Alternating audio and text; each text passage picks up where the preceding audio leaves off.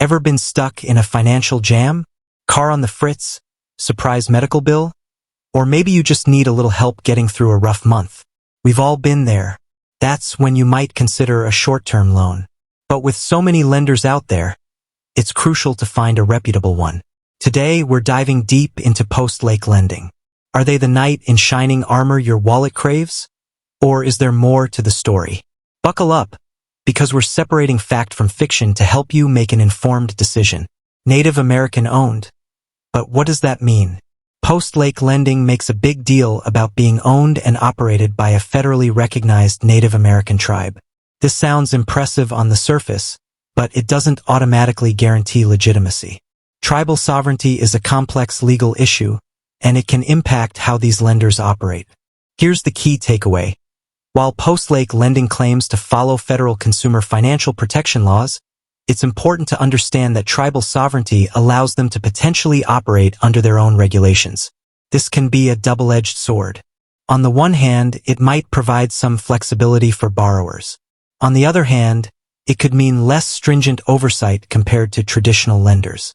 So, let's dissect post-lake lending's claims and see what user experiences reveal. Security. They tout a secure server for transactions, which is a good sign. In today's digital age, protecting your financial information is paramount. Customer service. Finding reviews about a lender's customer service can be a real eye-opener. Here, the picture gets murkier. While post-lake lending promotes their commitment to resolving customer issues, some online discourse paints a different picture. Be wary of limited reviews or a lack of response to negative feedback. Interest rates and loan terms. Now we get to the nitty-gritty. Short-term loans are notorious for sky-high interest rates. Post-lake lending is no exception. Without sifting through the fine print on their website, it's tough to get a precise quote. However, be prepared for potentially hefty fees and interest that can balloon your repayment. Independent reviews and the power of comparison. So what does the internet say? Here's where caution comes in. Online reviews can be a mixed bag. You might find glowing testimonials from satisfied customers, but also scathing critiques from borrowers who feel trapped in a cycle of debt. The key?